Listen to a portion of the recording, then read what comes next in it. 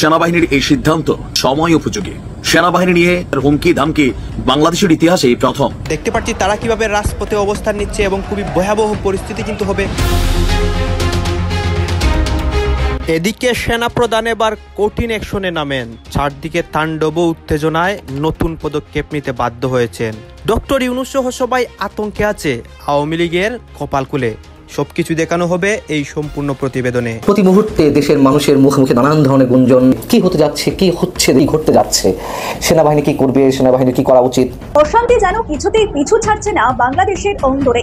ইতিমধ্যেই মোহাম্মদ ইউনূসের অন্তর্বর্তীকালীন সরকারের আমলে যে সিদ্ধান্ত নেওয়া হচ্ছে তার ঘিরে কিন্তু তুমুল বিতর্ক সৃষ্টি হয়েছে। আর এর মধ্যেই সবকিছু সিদ্ধান্তের পথেই নাকি কাদা হয়ে দাঁড়িয়েছেন সেনাপ্রধান জেনারেল ওয়াকারুজ্জামান। আর তার বিরুদ্ধে মোহাম্মদ ইউনূস একেবারে ষড়যন্ত্র করছেন। বাংলাদেশে কি আরেকটি সামরিক অভ্যুত্থান করতে যাচ্ছে, অথবা আরেকটি বিপ্লব? শেষ পর্যন্ত প্রফেসর ইউনূস কি ক্ষমতা থেকে চলে যাচ্ছেন? বাংলাদেশ তাদের হাতে চলে যাচ্ছে। সরকারের সাথে সেনাবাহিনীর দূরত্ব তৈরি হয়েছে, সামরিক কূপ পাল্টা কূপ মতো ঘটনা ঘটতে যাচ্ছে। আওয়ামী লীগ খুব কঠিন অবস্থায় থাকলেও আওয়ামী লীগের জন্য পথ তৈরি করছে খুব সরকারি প্রতিপক্ষরা। যে নিষিদ্ধ করা একটা ভুল স্ট্যাপ, নিষিদ্ধ হলে আসলে সে কোলে তোলে ঠিকই কাজ করে যায়। আওয়ামী লীগকে নিষিদ্ধ করা হয়েছে তাদের কৃতকর্মের কারণে। তারা ফের হয় আওয়ামী লীগের নিরাপদ চাকরি পাবেন, চাকরি ধরে নিয়েছে বলবে আওয়ামী লীগকে ধরে নিয়েছি, এটিও করা যাবে না। 34টা মামলাতে 34টা তাদের বিরুদ্ধে অভিযোগ রয়েছে, সন্ত্রাসের অভিযোগ, মাদকের অভিযোগ, দুর্নীতির অভিযোগ। বর্তমান অন্তর্বর্তীকালীন সরকার কি আওয়ামী লীগের লোকজনকে বিভিন্ন সুযোগ সুবিধা দিচ্ছে, কিংবা আওয়ামী লীগকে পুনর্বাসনের চেষ্টা করছে? ভেতরে ভেতরে সরকারের মধ্যে থাকা কিছু উপদেষ্টারা কি সত্যি সত্যি আওয়ামী লীগের পক্ষে কাজ করছেন? বাংলাদেশ সেনাবাহিনী আস্থার প্রতীক, নির্ভরতার প্রতীক, কিন্তু স্বাধীনতার পর সম্ভবত এই প্রথম বাংলাদেশ সেনাবাহিনীকে নিয়ে যার যা খুশি ততটুকু বলার মতো হিম্মত বা সাহস আমরা দেখছি। অনেকেই এখন সেনাবাহিনী এবং সেনাপ্রধানকে নিয়ে কথা বলে এবং দেশের মধ্যে নতুন অনেক পরিস্থিতি তৈরি হয়।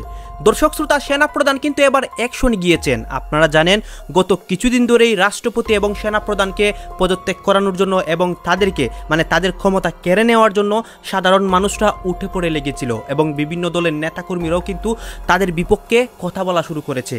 দর্শক শ্রোতা, আপনারা জানেন যে আওয়ামী লীগকে নিষিদ্ধ করার পর থেকেই দেশের রাজপথের মধ্যে অনেক তাণ্ডব হচ্ছে। যে কোনো বিষয় নিয়ে সাধারণ মানুষরা রাজপথে নামে এবং ডক্টর ইউনূসের বাসভবনের সামনে গিয়ে আন্দোলন করে। ইতিমধ্যে কিন্তু নতুন অনেক ঘটনা ঘটে এবং দেশের পরিস্থিতি সম্পূর্ণরূপে ঘুরে যায়। ক্ষমতার চেয়ারটি নিয়ে এক প্রকার টানাটানি হয়। দর্শক শ্রোতা, আন্তর্জাতিক অনেক চাপও কিন্তু বাংলাদেশের মধ্যে আসে এবং এইসব নিয়ে ডক্টর ইউনূস সমন্বয়ক উপদেষ্টা তাদের উপর কঠিন প্রভাব পড়ে। কাজে এই বিষয়গুলো পর্যালোচনা করে আমরা অনেক তথ্য এবং ভিডিও পেয়েছি। সবকিছু আপনাদের সামনে ধারাবাহিকলি একটি ভিডিওর মাধ্যমে তুলে ধরবো। এখন আমরা কথা বাড়াচ্ছি না, আমরা সরাসরি ভিডিওর মূল আলোচনাতে চলে যাচ্ছি। আমি মনে করি যে সেনাবাহিনীর এই সিদ্ধান্ত খুবই খুবই সময় উপযোগী। সেনাবাহিনী নিয়ে এত ধরনের মন্তব্য, পাবলিকলি কথাবার্তা, আমজনতার এই ধরনের হুমকি ধামকি বাংলাদেশের ইতিহাসে প্রথম। যেহেতু পরিস্থিতিটা একটু বিরূপ, আর যিনি সেনাপ্রধান আছেন কাকতালীয়ভাবে তিনি শেখ হাসিনার আত্মীয় ছিলেন, আর এই বিষয়টাকে ব্যবহার করে মোটামুটি সেনাপ্রধানকে নিয়ে যতটুকু কথা আমরা আসলে সবাই বলছি, যাদের ধরেন সেনাপ্রধানের একটা জুতা পরিষ্কার করারও যোগ্যতা নাই, সেখানে আমরা কমেন্ট করছি একদম ক্যান্টনমেন্ট উড়াই দেবো, এই কর্ম সেই কর্ম, জেনারেল ওয়াকারের এই কর্ম। ভাই, এগুলা আসলে আপনি ভাবেন যে আপনার জায়গা থেকে আর্মির একটা সিপাহী হওয়া আপনার দ্বারা সম্ভব কিনা, যাদেরকে নিয়ে কথা বলছেন। তো এই যে পরিস্থিতি, গতকালকে নাশকতার অভিযোগে বরখাস্তকৃত একজন সেনা সদস্যকে আমাদের সেনাবাহিনী গ্রেপ্তার করেছে। আইসপির বিজ্ঞপ্তি ছিল, আমি নিউজটা দিছি, তাই না? এরপরে সেনাবাহিনী একটা বিবৃতি দিয়েছে, একটা অ্যাকশনে যাচ্ছে। আর এই অ্যাকশনটা জরুরি, কারণ ক্যান্টনমেন্টকে ঘিরে নানান পরিকল্পনা, নাশকতা ঘটতে পারে। কারণ এই মুহূর্তে আমরা দেখছি যে একটা গোষ্ঠী সুযোগে অনেক কিছু করতেছে, আর এই ব্যাপারে সেনাবাহিনী কিন্তু সতর্ক অবস্থান যাচ্ছে, বোঝাই যাচ্ছে। ঢাকা সেনানিবাস বা ক্যান্টনমেন্ট ঘিরে সব ধরনের সভা সমাবেশ, মিছিল, শোভাযাত্রা, বিক্ষোভ প্রদর্শন অনির্দিষ্টকালের জন্য নিষিদ্ধ ঘোষণা করা হয়েছে। আবার বলছি, সভা সমাবেশ, মিছিল, শোভাযাত্রা, বিক্ষোভ এগুলা অনির্দিষ্টকালের জন্য নিষিদ্ধ। আর আজকে থেকে এই নিষেধাজ্ঞা কার্যকর করা হবে বলে জানিয়েছে আইএসপিআর। আপনার আইএসপিআর বিজ্ঞপ্তিতে বলা হচ্ছে, রোববার রাতে পরবর্তী নির্দেশ না দেওয়া পর্যন্ত কচুক্ষেত সড়ক, বিজয় সরণি হতে প্রধান উপদেষ্টার কার্যালয় হয়ে বীরশ্রেষ্ঠ শহীদ জাহাঙ্গীর গেট সংলগ্ন এলাকা, বিএফ শাহিন কলেজ হতে মহাখালী ফ্লাইওভার সংলগ্ন এলাকা, সৈনিক ক্লাব মোড়, ভাসানটেক, মাটি কাটা ইসিবি চত্বর এবং তৎসংলগ্ন এলাকায় সকল প্রকার সভা সমাবেশ মিছিল শোভাযাত্রা বিক্ষোভ প্রদর্শন নিষিদ্ধ করা হলো। তা আমরা একটু প্রশ্ন সেনাবাহিনীর কাছে রাখতে চাই, ধরেন এনসিপি আবার কোনো দাবি নিয়ে রাজপথে নামলে তারা করতে পারবে কিনা? কারণ বাংলাদেশে আমরা দেখছি কারোর জন্য ডান্ডা কারোর জন্য ঠান্ডা।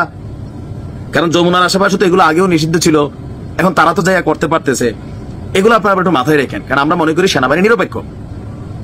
সেনাবাহিনী কোনো রাজনৈতিক ফোর্স না, অথবা কোনো রাজনৈতিক ফোর্সের সিদ্ধান্ত মেনে নিতে বাধ্য না। নিলে কি পরিণত হয় 5ই আগস্টের আশেপাশে এগুলো নিশ্চয় অভিজ্ঞতা হয়ে গেছে। দর্শক, প্রতি মুহূর্তে দেশের মানুষের মুখে মুখে নানান ধরনের গুঞ্জন, নানান ধরনের গুজবও উঠছে। কি হতে যাচ্ছে, কি হচ্ছে দেশে, কি ঘটতে যাচ্ছে, সেনাবাহিনী কি করবে, সেনাবাহিনী কি করা উচিত।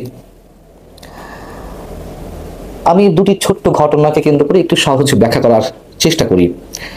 আপনারা হয়তো অনেকেই খেয়াল করেছেন, 2 দিন আগে আন্তঃবাহিনীর জনসংযোগ পরিদপ্তর আইএসপিআর থেকে আইএসপিআর এ নির্মিত একটি ডকুমেন্টারি দেশের সবকটি স্যাটেলাইট চ্যানেল, বিটিভি এবং প্রত্যেকের ইউটিউব চ্যানেলে এটি আপলোড করা হয়েছে এবং প্রচার করা হয়েছে। একই সঙ্গে শনিবার আইএসপিআর এরই একটি বিজ্ঞপ্তি সব গণমাধ্যমেই প্রকাশ হয়েছে। তা হচ্ছে ক্যান্টনমেন্ট এলাকা সংলগ্ন যে এলাকাগুলো রয়েছে সেগুলোতে সভা সমাবেশের উপরে নিষেধাজ্ঞা জারি করার কথা বলা হয়েছে। দুটি বিষয় আমার কাছে বেশ তাৎপর্যপূর্ণ।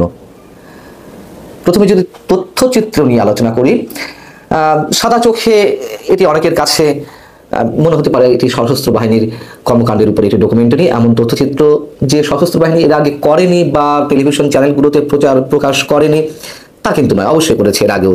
তবে এবারেরটি আমার কাছে একটা আলাদা ইঙ্গিত বহন করে।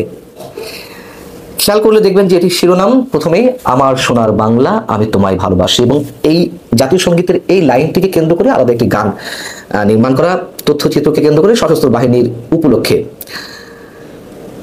যখন বিভিন্ন দিক থেকে আমাদের জাতীয় সঙ্গীতের উপরে আঘাত আসছে, জাতীয় সঙ্গীত কেউ কেউ গাইছেন, তার সামনে দাঁড়িয়ে আরেকটি পক্ষ অমুকের দালাল অমুকের এজেন্ট বলে তুচ্ছ তাচ্ছিল্য হুমকি দেওয়া হচ্ছে, তখন আমাদের জাতীয় সঙ্গীতের প্রথম লাইনটি সশস্ত্র বাহিনীর এই ডকুমেন্টারিটিতে ব্যবহার করা খুবই তাৎপর্যপূর্ণ।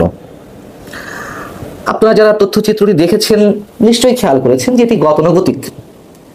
এই জন্য গতানুগতিক বলছি যে দেশের বিভিন্ন প্রাকৃতিক দুর্যোগের সময় সশস্ত্র বাহিনীর সদস্যদের, সেনা, নৌ বিমান বাহিনীর সদস্যদের যেই মানবিক কাজগুলো, জীবনের ঝুঁকি নিয়ে যে মানুষকে উদ্ধার করা বা মানুষের মাঝে জীবন উদ্ধারকারী সামগ্রী পৌঁছে দেওয়া, সেগুলো এখানে তুলে আনা হয়েছে। এখানে 5 আগস্ট অভ্যুত্থানে সেনা সদস্যরা যে সাধারণ মানুষের কাতারে এসে দাঁড়িয়েছিলেন তারও কয়েকটি দৃশ্য এখানে তুলে আনা হয়েছে। এবং 5 আগস্ট সেনা প্রধান প্রথম যে বক্তব্যটি দিয়েছিলেন জাতির উদ্দেশ্যে, যেটি সব টেলিভিশন চ্যানেলে টেলিকাস্ট করা হয়েছিল, তারও একটি খণ্ডচিত্র এখানে তুলে আনা হয়েছে। বাংলাদেশে কি আরেকটি সামরিক অভ্যুত্থান ঘটতে যাচ্ছে, অথবা আরেকটি বিপ্লব? শেষ পর্যন্ত প্রফেসর ইউনূস কি ক্ষমতা থেকে চলে যাচ্ছেন? সরকারের সাথে সেনাবাহিনীর দূরত্ব তৈরি হয়েছে, সামরিক কূ পাল্টা কূর মতো ঘটনা ঘটতে যাচ্ছে। এই ব্যাপারে আমার কাছে কনক্রিট কোনো তথ্য না থাকলেও সাম্প্রতিক সময় অনেক ঘটনা প্রবাহ আমরা বুঝতে পারছি রাষ্ট্রের অভ্যন্তরে কিছু ঘটতে আসলে যাচ্ছে। এবং সেনাবাহিনীর সাথে প্রফেসর ইউনূসের বন্ধুত্ব না দূরত্ব, সেটাও ইতিমধ্যে সোশ্যাল মিডিয়ায় বিভিন্নভাবে সোশ্যাল অ্যাক্টিভিস্টরা প্রকাশ করছে, যে যার মতো করে বক্তব্য প্রচার করছে। আমরা দেখছি এই ব্যাপারে প্রফেসর ইউনূস বা সেনাবাহিনীর আইএসপিআর কোনো ব্যাখ্যাও দিচ্ছে না, কথা বলছে না। এখানে প্রথম ভুলটা হলো বিএনপির। যখন ছাত্ররা একদম শুরুতেই প্রেসিডেন্ট চুপুর বিদায়ের দাবি তুললো, আন্দোলন শুরু করলো, তখন আমরা দেখলাম বিএনপি একেবারেই সমর্থন দেয়নি। একটা বড় দল সমর্থন না দিয়ে শেষ পর্যন্ত চুপুকে বিদায় করা সম্ভব হয়নি। এখন শেখ হাসিনার মূল তুরুপের তাস হচ্ছে চুপু। আবার অনেকেই বলছেন শুধু চুপু নয়, সেনা প্রধানও শেখ হাসিনার তুরুপের তাস।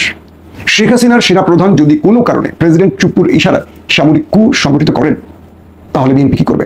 যে বিএনপি ক্ষমতায় আসার স্বপ্নে বিভোর, যে বিএনপি ক্ষমতায় আসবেন বলে বারবার নির্বাচন চাইছে, যে বিএনপি আগামী দিনে ধরে নিয়েছে তারা ক্ষমতা বসবে, একবার সামরিক কূ হলে, সামরিক বাহিনী ক্ষমতা দখল করলে মিশরের আদলে আব্দুল ফাত্তাহ আল সিসির মতো, বিএনপির এই স্বপ্ন কি দুমড়ে মুচড়ে যাবে না? কেন যেন মনে হচ্ছে বিএনপির এই ডাকশিটে বড় বড় নেতারা আবারও সেই ভুলটা করছেন, যে ভুলগুলো 1/11 তারা করেছেন। 1/11 বিএনপির ভুলগুলো একদম চোখে বসে বসে দেখেছি, কারণ তখন আমি গণমাধ্যম কর্মী এবং বিএনপির মালিকানাধীন একটি টেলিভিশনে কাজ করেছি। ধরুন না, আমি বলে দিচ্ছি চ্যানেল 1 এ রাজনীতির বহু কলকাঠি এখান থেকে নড়েছে, নিজ চোখে দেখেছি। বিএনপি চাইলে 1/11কে ট্যাকল করতে পারত, কিন্তু বিএনপির মধ্যে বিশ্বাসঘাতকরা সেই সুযোগটি বেগম খালেদা জিয়াকে দেয়নি। কেন যেন মনে হচ্ছে তারেক রহমানকে বিএনপি সেই বিশ্বাসঘাতকরা সেই সুযোগটি দিচ্ছে না, দেশ আবার চলে যাচ্ছে অন্ধকারের দিকে। এখনো তারেক রহমান চাইলে পারেন, কিন্তু তারেক রহমান কিভাবে চাইবেন, বাস্তবায়ন কারা করবেন? তার উপদেষ্টারা বা তার রাজনৈতিক কি বলবো যারা সিনিয়র নেতা তারা কি বুদ্ধি দিচ্ছেন আর কি বুদ্ধির বাস্তবায়ন তিনি করছেন আমি ঠিক বুঝতে পারছি না। তবে কেন যেন মনে হচ্ছে তারেক রহমানকে অন্ধকারে রেখে দেশটাকে অন্ধকারে নিতে চাইছে বিএনপিরও কিছু বিশ্বাসঘাতক যারা আওয়ামী লীগ আমলে বেশ সুবিধাবাদী ছিলেন বা সুবিধা পেয়েছে। তারা কারা নিঃসন্দেহে আপনারা খুঁজে বের করবেন। কিন্তু যদি এই দেশে প্রফেসর ইউনূসের বিদায় ঘটে কিংবা প্রফেসর ইউনূস চলে যায়, এই দেশ যে ভয়ঙ্কর এক অন্ধকারে যাবে, আমাদের জুলাই বা বিপ্লব যে ব্যর্থ হবে নিঃসন্দেহে বলা যায়।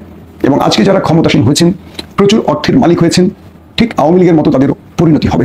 তারা এই পয়সা হজম করতে পারবেন না। প্রিয় দর্শক, এখন যদি হাসিনার পেতারা, ওপারের টিকটিকিরা সম্মিলিত হয়ে বা দেশীয় ষড়যন্ত্রকারীরা সম্মিলিত হয়ে আবার কোনো একটি কু ঘটিয়ে বাংলাদেশের মস্তক কেড়ে নেয়, সবচেয়ে বড় বিপদে পড়বে কারা? খেয়াল করবেন। প্রথমেই পড়বে বিএনপির জিয়া পরিবার, আর দ্বিতীয়ত জামাত ইসলাম এবং এনসিপির নেতারা যারা বিপ্লব সংগঠন বা সংগঠিত করেছে। কারো কি পিঠ বাজবে? বাঁচার কোনো সুযোগ আছে? একেবারে নেই। আমরা যখন বুঝতে পারছি যে আমাদের বিপরীতে একটি বড় শক্তিশালী শত্রুপক্ষ রয়েছে, বিশাল 140 কোটি মানুষের বিশাল মানচিত্রের একটা দেশ আমাদের শত্রু, এবং তারাই ফ্যাসিস্টকে লালন পালন করছে, তারা সুযোগের অপেক্ষায় রয়েছে, তাহলে সেই সুযোগগুলি তাদের কেন তুলে দিচ্ছে? কেন নিজেদের মধ্যে বিভাজন তৈরি করে? আমরা দেখছি সাম্য হত্যা নিয়ে রাজনীতি শুরু হয়েছে, জগন্নাথ বিশ্ববিদ্যালয়ের আন্দোলন নিয়ে রাজনীতি শুরু হয়েছে। আমরা দেখছি মাহফুজ যে গোত্র থেকে বেরিয়ে এসেছেন সেই গোত্রের বিরুদ্ধে নতুন করে ন্যারেটিভ তৈরি করে রাজনীতি করতে চাইছেন। আমাদের ছাত্ররা, এনসিপি নেতারা কখন কি বলছেন কিছু বুঝতে পারছি না। যাদের উপর মানুষের এত ভরসা ছিল, যাদেরকে জীবন্ত কিংবদন্তির আসনে বসানো হয়েছে, আজ তারা সবচেয়ে বিতর্কিত একটি জায়গায় দাঁড়িয়ে গেছে। তাদের জনসমর্থন ক্রমান্বয়ে কমছে। বাংলাদেশ সঠিক পথে আছে না ভুল পথে আছে আমাকে বলতে হবে না, কম বেশি আপনারা বুঝতে পারছেন। সাম্প্রতিক সময় বাংলাদেশের সেনাবাহিনী সম্পর্কিত কিছু খবর নিয়ে আলোচনা তৈরি হয়েছে। এর মধ্যে খোদ আন্তঃবাহিনী জনসংযোগ পরিদপ্তর আইএসপিআর বলছে সেনাবাহিনীতে নাশকতার চেষ্টা করা হয়েছে, চেষ্টা চলছে সেনানিবাসে বিশৃঙ্খল পরিস্থিতি তৈরির। এজন্য সেনাবাহিনীর এক সদস্য সহ 3 জনকে গ্রেপ্তারের খবর জানিয়েছে আইএসপিআর। এরই ধারাবাহিকতায় ঢাকা সেনানিবাস ঘিরে সমাবেশ ও মিছিল সহ সব ধরনের বিক্ষোভ প্রদর্শন নিষিদ্ধ করা হয়েছে। প্রশ্ন দেখা দিয়েছে, এর সাথে কি অন্য কিছুর যোগসাজশ আছে? এই মুহূর্তের সবচেয়ে আলোচিত খবরটি হলো বাংলাদেশের আন্তঃবাহিনী জনসংযোগ পরিদপ্তর বা আইএসপিআর পক্ষ থেকে জানানো হয়েছে 18 মে রোববার থেকে ঢাকা সেনানিবাসের আশপাশের বেশ কিছু এলাকায় সব ধরনের সভা সমাবেশ নিষিদ্ধ করা হয়েছে। আইএসপিআর 17 মে এক বিজ্ঞপ্তিতে এই নিষেধাজ্ঞা ঘোষণা করে। এই নিষেধাজ্ঞা 18 মে রোববার থেকে পরবর্তী নির্দেশ না দেওয়া পর্যন্ত অনির্দিষ্টকালের জন্য বহাল থাকবে। এই নিষেধাজ্ঞার কারণ হিসেবে আইএসপিআর বলছে সর্বসাধারণের চলাচল ও জনশৃঙ্খলা রক্ষার স্বার্থে এই পদক্ষেপ নেওয়া হয়েছে। এর মধ্যে পড়ছে কচুক্ষেত সড়ক, বিজয় সরণি থেকে প্রধান উপদেষ্টার কার্যালয় হয়ে বীরশ্রেষ্ঠ শহীদ জাহাঙ্গীর গেট সংলগ্ন এলাকা, বিএফ শাহীন কলেজ থেকে মহাখালী ফ্লাইওভার সংলগ্ন এলাকা, সৈনিক ক্লাব মোড়, ভাসান টেক, মাটিকাটা, ইসিবি চত্বরের এলাকা। মানে বেশ বড় একটা পরিধির জন্য এই নিষেধাজ্ঞা দেওয়া হয়েছে। এই জায়গাগুলোতে সকল প্রকার সভা সমাবেশ, মিছিল, শোভাযাত্রা, বিক্ষোভ প্রদর্শন পরবর্তী নির্দেশ না দেওয়া পর্যন্ত বন্ধ থাকবে। এ ধরনের নিষেধাজ্ঞা সাধারণত জননিরাপত্তা বা শৃঙ্খলা রক্ষার প্রয়োজনে জারি করা হয়। দর্শক, গত 15 মে ঢাকা মেট্রোপলিটন পুলিশ বা ডিএমপি রাজধানীর আরো কিছু গুরুত্বপূর্ণ স্থানে যেমন প্রধান বিচারপতির সরকারি বাসভবন, সুপ্রিম কোর্ট এলাকায় মিছিল, মিটিং, সভা সমাবেশ নিষিদ্ধ করে বিজ্ঞপ্তি জারি করেছিল। তবে আইএসপিআর এর এই নিষেধাজ্ঞাটি সরাসরি ঢাকা সেনানিবাস সংলগ্ন এলাকার জন্য নির্দিষ্ট, যা সেনাবাহিনীর নিজস্ব এখতিয়ার এবং উদ্বেগের ইঙ্গিত দেয়। দর্শক, ঢাকা সহ সারা দেশের সেনানিবাস এলাকাগুলোতে এমনিতে টাইট নিরাপত্তা থাকে, কিন্তু হঠাৎ ঢাকা সেনানিবাসকে ঘিরে এত বিস্তৃত নিষেধাজ্ঞা কি কোনো কারণ নির্দেশ করে? এই নিষেধাজ্ঞার খবরের সঙ্গে আরেকটি গুরুত্বপূর্ণ খবর প্রকাশিত হয়েছে, যা সম্ভবত এই পদক্ষেপের প্রেক্ষাপট তৈরিতে ভূমিকা রেখেছে। আইএসপিআর 17 মে আরেকটি বিজ্ঞপ্তিতে জানিয়েছে যে সেনাবাহিনীর বরখাস্ত হওয়া এক সৈনিক নাইমুল ইসলাম এবং তার সাথে আরো 2 জনকে গ্রেপ্তার করা হয়েছে। গ্রেপ্তারের যে অভিযোগ সেটি বেশ গুরুতর। আইএসপিআর বলছে এরা নাশকতা এবং বিশৃঙ্খল পরিস্থিতি সৃষ্টি করতে চেয়েছিল। আইএসপিআর এর বিজ্ঞপ্তিতে বলা হয়েছে, সৈনিক নাইমুল ইসলাম গত 5 আগস্টের পর থেকে শৃঙ্খলা ভঙ্গের অভিযোগে বরখাস্ত হওয়া কিছু সেনা সদস্যকে নিয়ে বিভিন্ন গণমাধ্যমে উস্কানিমূলক বক্তব্য দিয়ে আসছিলেন। এরই ধারাবাহিকতায় তিনি 18 মে ঢাকা সেনানিবাসের প্রবেশপথে বিক্ষোভ সমাবেশের নামে বড় ধরনের নাশকতা সৃষ্টির পরিকল্পনা এবং বিভিন্ন সোশ্যাল মিডিয়ায় এই সংক্রান্ত উস্কানিমূলক প্রচারণা চালাচ্ছিলেন। আইএসপিআর আরো জানিয়েছে যে এই ধরনের শৃঙ্খলা বহির্ভূত কর্মকাণ্ড থেকে নাইমুলকে নিবৃত্ত করার জন্য সেনাবাহিনীর একটি প্রতিনিধি দল 17 মে দুপুর 2টায় খিলক্ষেত বটতলা বাজার এলাকায় তার সঙ্গে যোগাযোগের চেষ্টা করে, কিন্তু তিনি তার সহযোগীদের নিয়ে সেখানে উপস্থিত একজন সেনা সদস্যের উপর অস্ত্র নিয়ে অতর্কিত হামলা চালান। বাংলাদেশ সেনাবাহিনী আস্থার প্রতীক, নির্ভরতার প্রতীক, কিন্তু স্বাধীনতার পর সম্ভবত এই প্রথম বাংলাদেশ সেনাবাহিনীকে নিয়ে যার যা খুশি ততটুকু বলার মতো হিম্মত বা সাহস আমরা দেখছি। অপরদিকে এই 5ই আগস্ট পরবর্তী আমাদের যে সেনাবাহিনী আছে সেখানেও ঘটছে নানান ঘটনা। আর আজকে আমরা যে তথ্য পেলাম সেনাবাহিনীর ভেরিফাইড ফেসবুক পেজ থেকে, অনেকটা পিলে চমকানোর মতন যে আবার কখন কোন ষড়যন্ত্রের শিকার হতে হয় বাংলাদেশ সেনাবাহিনীকে। দর্শক, পিলখানার ঘটনা আপনারা দেখেছেন কিভাবে বাংলাদেশ সেনাবাহিনীকে পঙ্গু করে দেওয়া হয়েছিল। এরকমই কি আরো একটা পরিকল্পনা ছিল? নাশকতা সৃষ্টির পরিকল্পনা এবং বিশৃঙ্খল পরিস্থিতি সৃষ্টির অভিযোগে আমাদের একজন সেনা সদস্য মোহাম্মদ নাইমুল ইসলাম, তাকে গ্রেপ্তার এবং বরখাস্ত করা হয়েছে। আজকে দুপুর 2টায় তাকে আজকে গ্রেপ্তার করা হয়েছে। আর এর পরপরই বাংলাদেশ সেনাবাহিনীর ফেসবুকে ভেরিফাইড পেজ থেকে একটা বিজ্ঞপ্তি দেওয়া হয়েছে। বিজ্ঞপ্তিতে বলা হয়েছে মোহাম্মদ নাইমুল ইসলাম গত 5ই আগস্টের পর থেকে শৃঙ্খলা ভঙ্গের অভিযোগে কতিপয় বরখাস্ত অব্যাহতিপ্রাপ্ত সাবেক সেনা সদস্যকে সঙ্গে নিয়ে বিভিন্ন গণমাধ্যমে উস্কানিমূলক বক্তব্য প্রদান সহ বিভিন্ন নাশকতামূলক কার্যক্রম পরিচালনা করার পরিকল্পনা করে আসছিল। এরই ধারাবাহিকতায় আগামীকালকে মানে 18ই মে ঢাকা সেনানিবাসের প্রবেশ পথে বিক্ষোভ সমাবেশের নামে বড় ধরনের নাশকতা সৃষ্টির পরিকল্পনা এবং বিভিন্ন সোশ্যাল মিডিয়ায় এই সংক্রান্ত আপনার বিভিন্ন উস্কানিমূলক প্রচারণা চালিয়ে আসছিল। এই ধরনের শৃঙ্খলা বহির্ভূত কর্মকাণ্ড থেকে নির্বৃত্ত করার লক্ষ্যে সেনাবাহিনীর একটি প্রতিনিধি দল আজ দুপুর 2টায় খিলক্ষেত বটতলা বাজার এলাকায় তার সঙ্গে যোগাযোগের চেষ্টা করলে সৈনিক নাইমুল তার কিছু সহযোগী সহ উপস্থিত সেনা সদস্যদের উপর দেশীয় অস্ত্র দ্বারা অতর্কিত হামলা চালায়। তাৎক্ষণিকভাবে নিকটস্থ সেনা ক্যাম্প থেকে একটি টহল দল ঘটনাস্থলে পৌঁছে নাইমুল এবং তার 2 সহযোগীকে আটক করে। উল্লেখ্য যে সৈনিক নাইমুলের স্ত্রীর কাছে যৌতুকের দাবি, শারীরিক মানসিক নির্যাতন এবং বিভিন্ন সামরিক শৃঙ্খলা পরিপন্থী কর্মকাণ্ডে জড়িত থাকার অপরাধে তাকে চাকরি থেকেও বরখাস্ত করা হয়েছে। বরখাস্ত সেনা সদস্য মোহাম্মদ নাইমুল ইসলামের বিরুদ্ধে আনুষাঙ্গিক আইনি কার্যক্রম প্রক্রিয়াধীন রয়েছে বলেও জানিয়েছে আইএসপিআর। তবে আমি যতটুকু গণমাধ্যমের খবরগুলো দেখি, বিভিন্ন টকশো দেখি, বরখাস্ত অনেক সেনা সদস্যরা তারা তাদের চাকরি ফিরে পাওয়ার জন্য সম্ভবত একটা আবেদন করেছেন এবং কি তাদের সেই আবেদন নিয়ে সেনাবাহিনী সেখানে কাজ করছেন এবং একটা কমিটিও গঠন করা হয়েছে। তো এর মাঝখানেই আজকে যার কথা বলা হচ্ছে নাইমুল, তিনি সম্ভবত আগেই বরখাস্তকৃত, আর তারা যারা আছেন বিভিন্ন ধরনের প্ল্যান পরিকল্পনা করছেন। আর এটার পেছনে আরো অনেক স্টোরি আছে, আপনারা যারা নিয়মিত সবার খবরগুলি শুনেন। তবে আমি মনে করি একটা দেশের হার্ট হচ্ছে তার সেনাবাহিনী, এটা ভাই ঠিক থাকতে হবে। এইখানে কোনো ধরনের বিশৃঙ্খলা তৈরি করার চেষ্টা, এটাকে দুর্বল করার চেষ্টা, দেশি বিদেশি ষড়যন্ত্রকারীরা তারা কিন্তু অ্যাক্টিভ আছে। একজন সেনাপ্রধানকে নিয়ে এত বক্তব্য আমরা দেখছি যে সোশ্যাল মিডিয়া প্ল্যাটফর্মে দেওয়া হচ্ছে, তবে তিনি যথেষ্ট ধৈর্যের সাথে এগুলোকে মোকাবেলা করছেন। প্রশ্ন উঠেছে, বর্তমান অন্তর্বর্তীকালীন সরকার কি আওয়ামী লীগের লোকজনকে বিভিন্ন সুযোগ সুবিধা দিচ্ছে কিংবা আওয়ামী লীগকে পুনর্বাসনের চেষ্টা করছে? ভেতরে ভেতরে সরকারের মধ্যে থাকা কিছু উপদেষ্টারা কি সত্যি সত্যি আওয়ামী লীগের পক্ষে কাজ করছেন? এর আগে আমরা আলোচনা করেছিলাম যে নির্বাচন পিছিয়ে যত দেয়া হবে তত আওয়ামী লীগের লাভ হবে, তাতে করে আওয়ামী লীগের যে ভুল, আওয়ামী লীগের যে দুর্নীতির ইতিহাস, সেগুলো মানুষ দ্রুত ভুলে যাবে, আওয়ামী লীগের জনপ্রিয়তা বেড়ে যাবে। সেই ক্ষেত্রে পরোক্ষভাবে হলেও আওয়ামী লীগের পক্ষেই চলে যাবে নির্বাচন পিছিয়ে দেওয়ার ব্যাপারটা।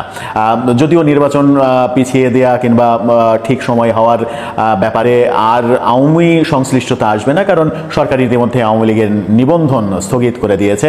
আগামী নির্বাচনে আওয়ামী লীগ অংশগ্রহণ করতে পারবে না বলেই মনে হচ্ছে।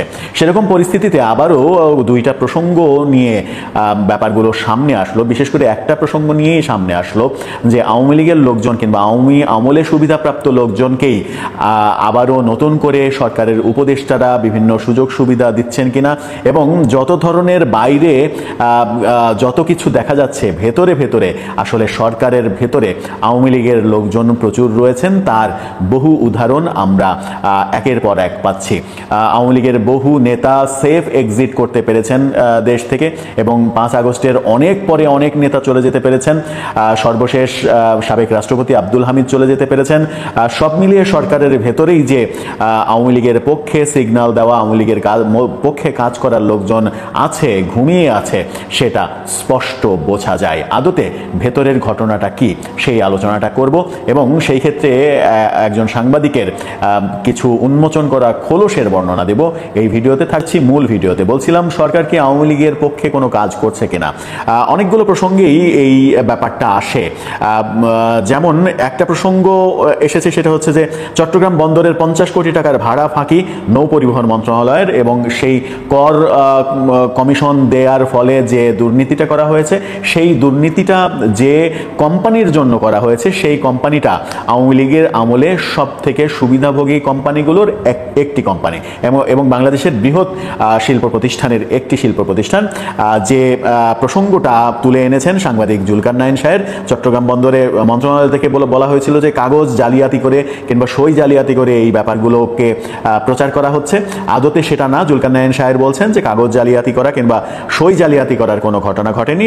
সেই ঘটনাটা যেটা ঘটেছে সেটা নৌ পরিবহন মন্ত্রণালয়ের কর্মকর্তারা কিংবা ঊর্ধ্বতন ব্যক্তি, নৌ পরিবহন উপদেষ্টা, সচিব, এরাই এই কাজগুলো করেছে। স্ক্রিনশটটা আপনারা দেখে নিন।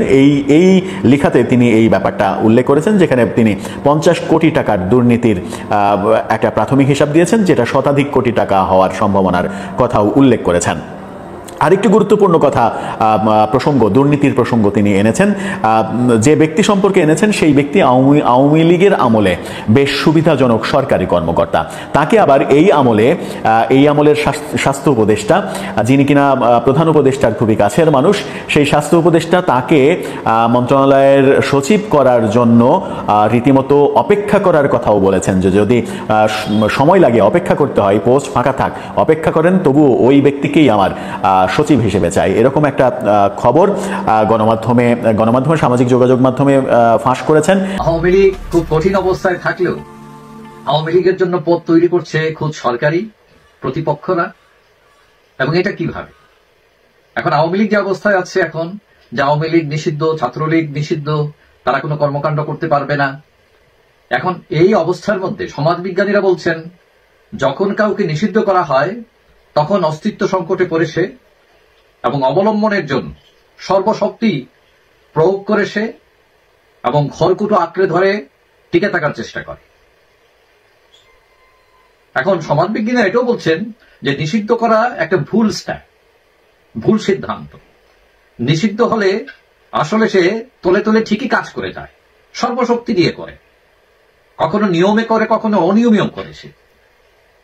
কারণ সে ভাবে যেভাবেই হোক দাঁড়াতে হবে, দাঁড়াতে চেষ্টা করে। এবং এইগুলো করতে গিয়ে, নিয়মে অনিয়মে করতে গিয়ে সমাজে বিশৃঙ্খলা তৈরি হয়। এখন আওয়ামী লীগ নিষিদ্ধ করায় লাভবান হবে কিন্তু আওয়ামী লীগ, কারণ সে নিজেকে ভিকটিম হিসাবে উপস্থাপন করার সুযোগ পাবে এবং সহানুভূতি পাবে সমাজের এক শ্রেণীর মানুষের কাছে। এছাড়াও আন্তর্জাতিক অঙ্গনে সে যুক্তি দিতে পারবে তাদের প্রতি অন্যায় করা হয়েছে, তাদের কণ্ঠরোধ করা হয়েছে, গণতন্ত্রের যে মৌলিক শর্ত আছে, সভা সমাবেশ করার অধিকার, সেটা রহিত করা হয়েছে। সেই সাথে যুক্ত করার সুযোগ আসবে ষড়যন্ত্র করে বৈধ সরকারকে উৎখাত করেছে এই সরকার, পুলিশকে খুন করা হয়েছে, মব জাস্টিস চলছে, এগুলো অ্যাড করতে পারবে আওয়ামী লীগ।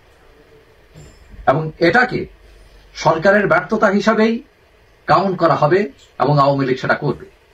এবং সরকারের ব্যর্থতা মানে হচ্ছে একটু একটু করে আওয়ামী লীগের দরজা খুলে যাওয়া। এখন ফরমান জারি করে নিষিদ্ধ বললেই মানুষের চিন্তাকে, মানুষের ইচ্ছা শক্তিকে, মানুষের কর্ম উদ্যোগকে আপনি নিষিদ্ধ করতে পারবেন না। এখন আপনি যতই তার চিন্তাকে, ইচ্ছাকে দমাতে চাইবেন, ততই সে ব্যগ্র হয়ে উঠবে, আপনাকে ডাউন করার চেষ্টা করবে, এবং তাতে তার দরজা খুলে যাওয়ার সম্ভাবনাই বেশি। এখন বিগত 15 বছরের শাসনে আওয়ামী লীগ ব্যাপক উন্নয়ন করলেও ব্যাপক নিষ্ঠুরতাও দেখায় তারা। তাতে আওয়ামী লীগের ফেরার ব্যাপারটি দীর্ঘ হওয়ার কথা, কিন্তু রাজনীতি যে হালে চলতেছে, সরকারের ব্যর্থতা, প্রতিপক্ষের অন্যায্য ও গণতান্ত্রিক আচরণই আওয়ামী লীগের পথ খুলে দিচ্ছে। একজন অন্যায়কারী যখন ভিকটিম হয়ে যায়, তখন কিছু মানুষের দরদ তার প্রতি উতলে ওঠে। আপনি দেখবেন আমাদের দেশে একজন চোর যে, তাকে যখন মানুষ পিটায় রাস্তায় ফেলে দেয়, তখন অনেক মানুষ ভিড় জমায় এবং মানুষের সমবেদনা জন্মে এই লোকটির প্রতি। কেউ খাওয়া কিনে দেয়, কেউ মাথায় পানি দেয়। অর্থাৎ ভিকটিমের প্রতি যে মানুষের যে একটা সাপোর্ট, এটা খুবই ন্যাচারাল, এবং আওয়ামী লীগ সেটাকে সুযোগ হিসেবে গ্রহণ করবে এবং মানুষের এই সহানুভূতিকে কাজে লাগিয়ে সে আবার উঠে দাঁড়াবে এবং সেই সক্ষমতা রাখে তারা। এবং এটা এই পথ তৈরি করছে সরকার নিজেই এবং আওয়ামী লীগের প্রতিপক্ষরাই। এটি হচ্ছে বাস্তবতা।